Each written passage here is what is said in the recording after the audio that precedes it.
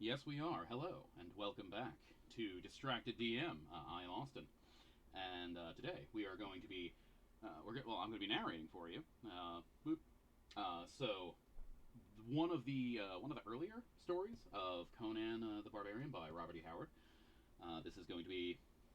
It was originally titled "The Slithering Shadow," which is a spookier name than what is titled in this book, "Zuthal of Dusk." So I picked out a few of. We're taking a little break from the D&D Ravenloft short stories that I've been narrating, uh, and I wanted to do Conan the Barbarian stories. Are not super spooky. They're sword and sorcery, but some of the ones are creepy, spooky-ish. So yeah, why not? I wanted to dive in here. This is likely going to be a two-part narration because these are longer. These are longer than the Ravenloft ones that I've been reading. So we can kick it off. Oh, maybe I should say that.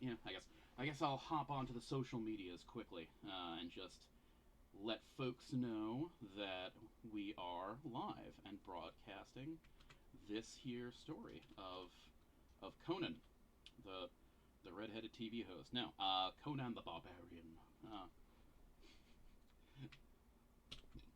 Let's see here. Let's see. I'm live on Twitch.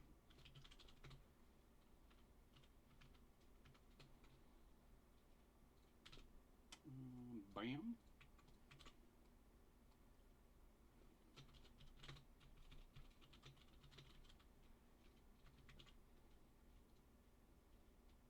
All right, cool.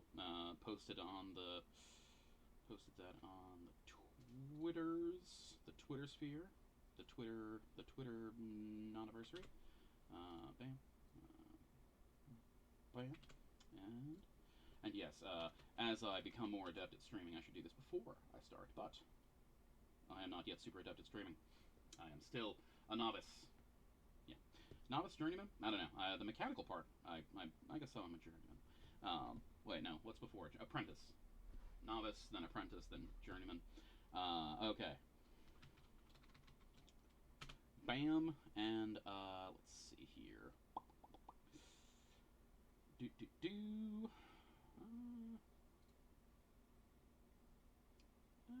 Okay. All right. This should be good.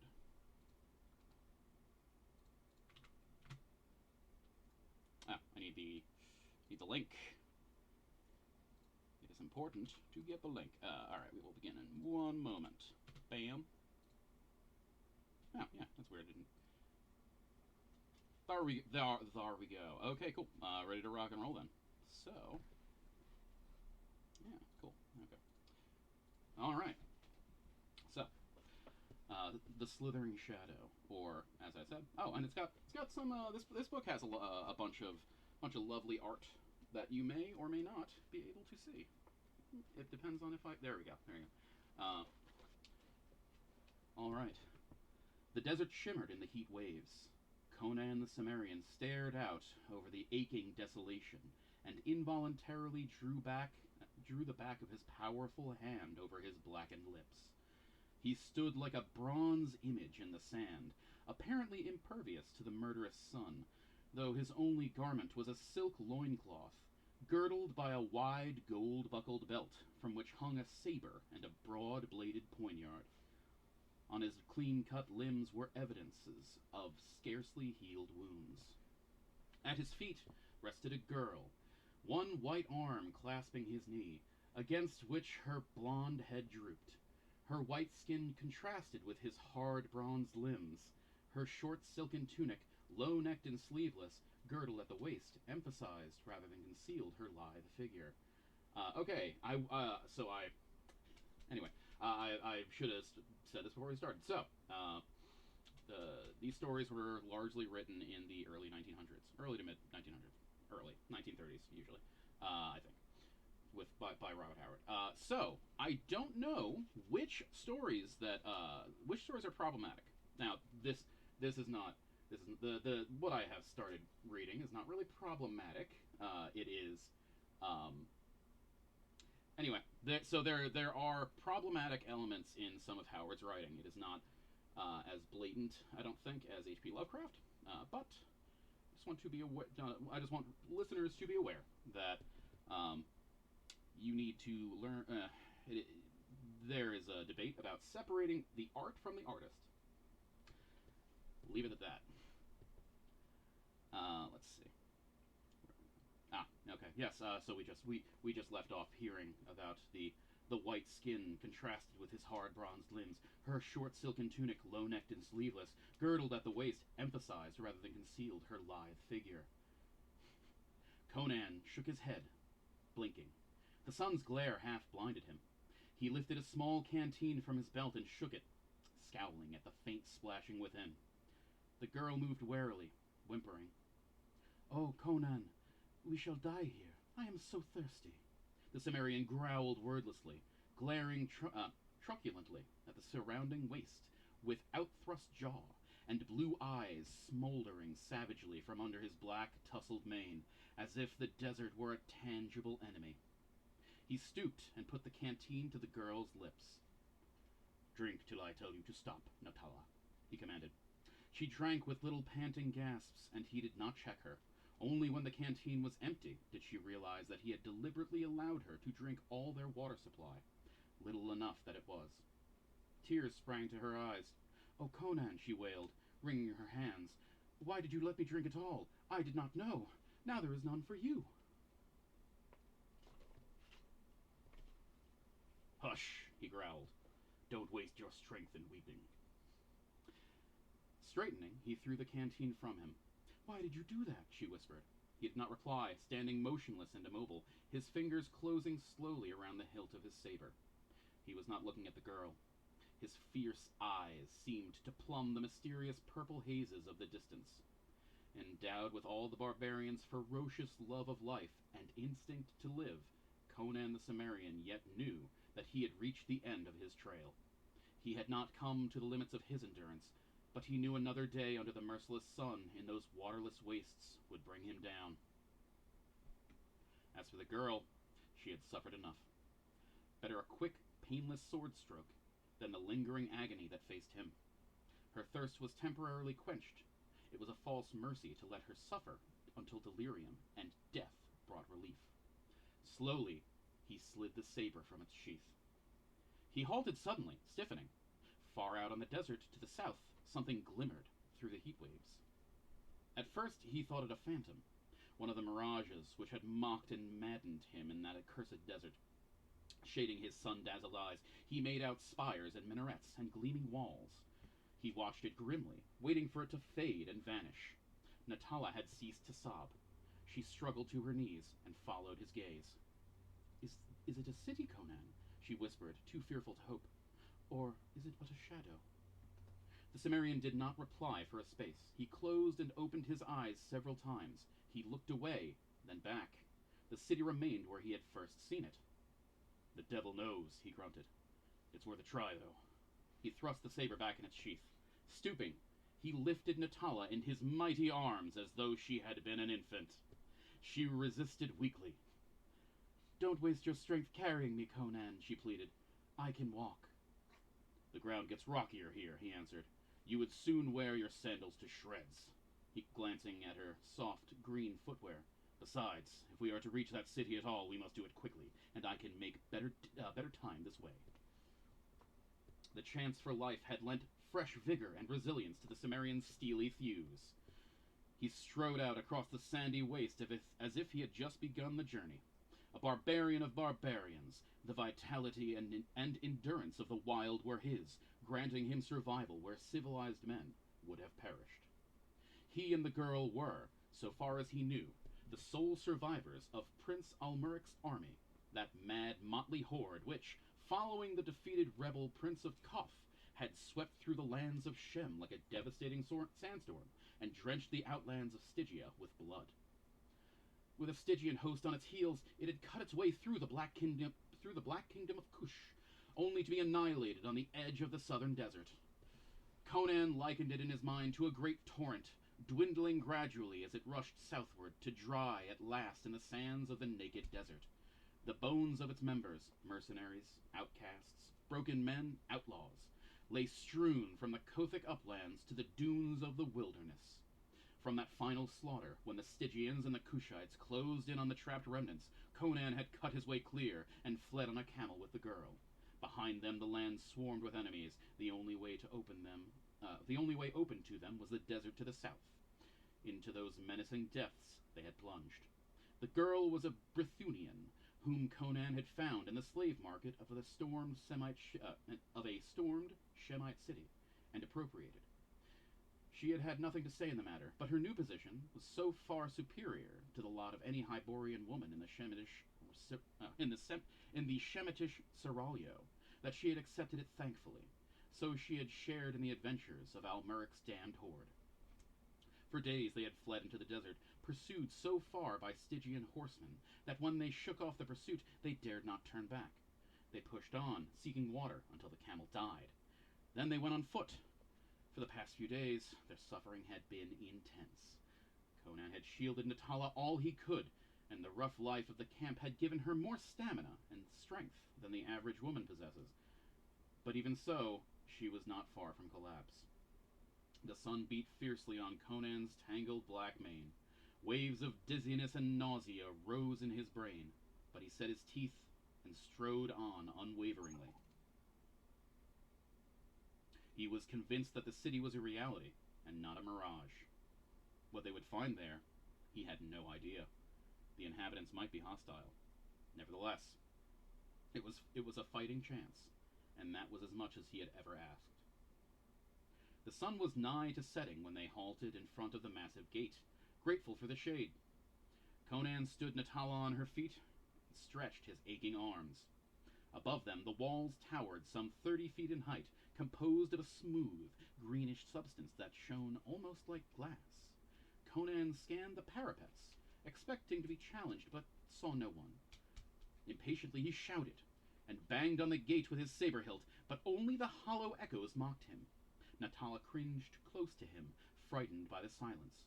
Conan tried the portal and stepped back, drawing his saber as it swung silently inward. Natala stifled a cry. "Oh, look, Conan!" Just inside the gate lay a human body. Conan glared at it narrowly, then looked beyond it.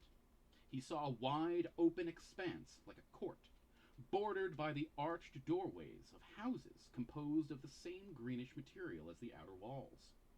These edifices were lofty and imposing, pinnacled with shining domes and minarets. There was no sign of life among them.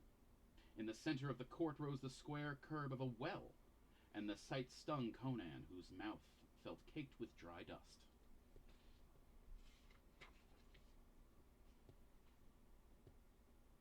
Taking Natala's wrist, he drew her through the gate and closed it behind them. "Is he dead?" she whispered, shrinkingly indicating the man who lay limply before the gate.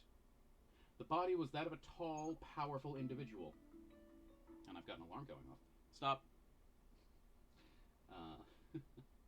The body was that of a tall, powerful individual, apparently in his prime.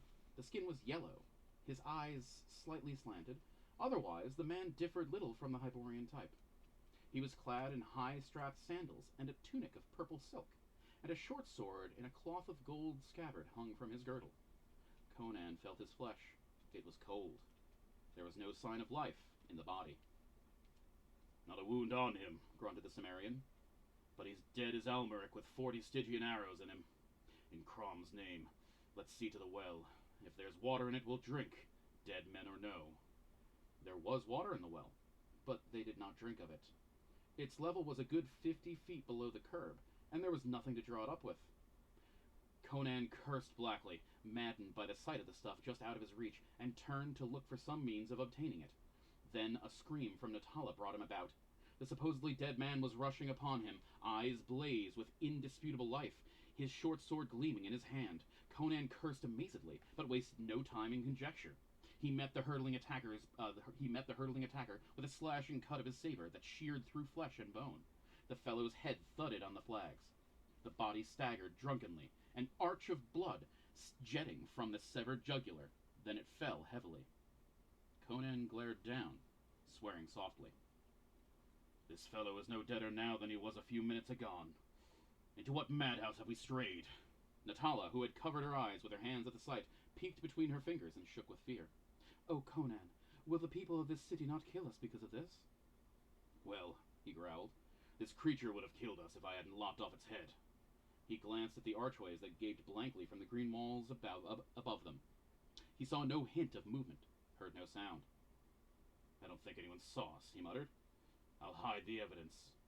He lifted the limp carcass by its sword belt with one hand, and grasping the head by its long hair in the other, he half carried, half dragged the ghastly remnants over to the well.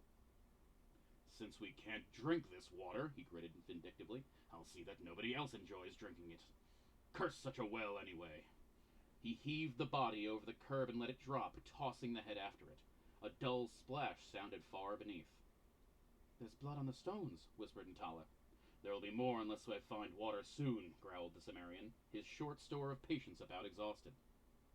The girl had almost forgotten her thirst and hunger and fear, but not Conan. We'll go into one of these doors, he said. Surely we'll find people after a while. Oh, Conan, she wailed, snuggling up close to him as she could. I'm afraid. This is a city of ghosts and dead men. Let us go back into the desert. Better to die there than to face these terrors. We'll go into the desert when they throw us off the walls, he snarled. There's water somewhere in this city, and I'll find it, if I have to kill every man in it. But what if they come to life again, she whispered. Then I'll keep killing them until they stay dead, he snapped. Come on! That doorway is as good as another. Stay behind me, but don't run unless I tell you to. She murmured a faint assent and followed him so closely that she stepped on his heels to his irritation. Dusk had fallen, filling the strange city with purple shadows. They entered the open doorway and found themselves in a wide chamber, the walls of which were hung with velvet tapestries, worked in curious designs. Floor, walls, and ceiling were of the green glassy stone, the walls decorated with gold frieze-work. Furs and satin cushions littered the floor. Several doorways led into other rooms. They passed through and traversed several chambers, counterparts of the first. They saw no one, but the Cimmerian grunted suspiciously. Someone was here not long ago. This couch is still warm from contact with a human body. That silk cushion bears the imprint of someone's hips. Then there's a faint sense of perfume lingering in the air. A weird, unreal atmosphere hung over all. Traversing this dim, silent palace was like an opium dream. Some of the chambers were unlighted, and these they avoided. Others were bathed in a soft, weird light that seemed to emanate from jewels set in the walls in fantastic designs. Suddenly, as they passed into one of these illumined chambers, Natala cried out and clutched her companion's arm. With a curse, he wheeled, glaring for an enemy, bewildered because he saw none. What's the matter? He snarled. If you ever grab my sword arm again, I'll skin you. Do you want to get my throat cut? What were you yelling about? Look there, she quavered, pointing. Conan grunted. On a table of polished ebony stood golden vessels, apparently containing food and drink. The room was unoccupied. Well, whoever feast this is prepared for, he growled, he'll have to look elsewhere tonight. Dare we eat it, Conan? Ventured the girl nervously. The people might come upon us, and...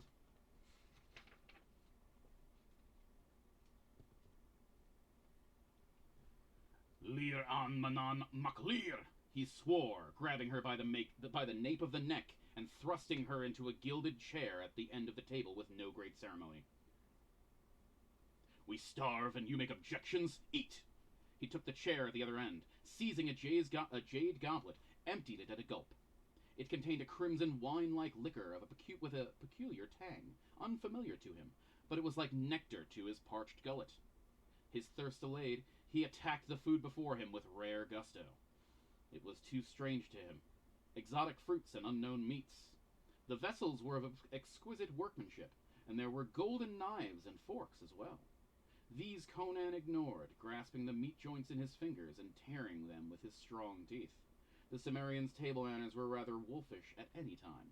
His civilized companion ate more daintily, but just as ravenously. It occurred to Conan that the food might be poisoned, but the thought did not lessen his appetite. He preferred to die of poisoning rather than starvation. His hunger satisfied, he leaned back with a deep sigh of relief. That there were humans in that silent city was evidenced by the fresh food, and perhaps every dark corner concealed a lurking enemy. But he felt no apprehension on that score, having a large confidence in his own fighting ability. He began to feel sleepy, and considered the idea of stretching himself on a nearby couch for a nap. Not so Natala. She was no longer hungry and thirsty, but she felt no desire to sleep. Her lovely eyes were very wide indeed as she timidly glanced at the doorways, boundaries of the unknown. The silence and mystery of the strange place preyed on her. The chamber seemed large, the table longer than she had first noticed, and she realized that she was farther from her grim protector than she wished to be. Rising quickly, she went around the table and seated herself on his knee, glancing nervously at the arched doorways. Some were lighted and some were not, and it was at the unlighted ones she gazed the longest. "We have eaten, drunk, and rested," she urged. "Let us leave this place, Conan. It's evil. I can feel it." "Well, we haven't been harmed so far," he began, but when a soft but sinister rustling brought him about. Thrusting the girl off his knee, he rose with the quick ease of a panther, drawing his saber, facing the doorway from which the sound had seemed to come. It was not repeated, and he stole forward noiselessly, Natala following with her heart in her mouth. She knew he suspected peril. His outthrust head was sunk between his giant shoulders. He glided forward in a half-crouch, like a stalking tiger. He made no more noise than a tiger would have made. At the doorway he halted, Natala peering fearfully from behind him. There was no light in the room, but it was partially illuminated by the radiance behind them, which streamed across it into yet another chamber, and in this chamber a man lay on a raised dais. The soft light bathed him, and they saw he was a counterpart of the man Conan had killed before the outer gate, except that his garments were richer and ornamented with jewels which twinkled in the uncanny light. Was he dead, or merely sleeping? Again came that faint, sinister sound, as if someone had thrust aside a hanging. Conan drew back, drawing the clinging Natala with him. He clapped his hand over her mouth just in time to check her shriek. And that is where we're going to take a break. And you can see. Oh, look, you may or may not be. There we go. Yes, you can see. We see Conan and the. Well, I was going to say scantily clad Natala, but both Conan and Natala are scantily clad, and they are, I don't know, checking out a shadow or something. But yep. So we are gonna take a break. We have. Okay, so we got through about a third of this, I believe. But yes, I must away ere break of day to make sure that my wife wakes up for her night shift. Hey, thank you for joining me for these 20 some odd minutes, and yeah, subscribe, follow the Twitch channel. That way you can see. Oh, and I think there might be like a go live notification button that you can click. That way you can see when we continue the story, or when I do like a Dungeon Master prep for D&D, that kind of stuff. So, yes, indeed, thank you for joining me. I'm Distracted DM, also known as Austin, and I'll see you in the dungeon.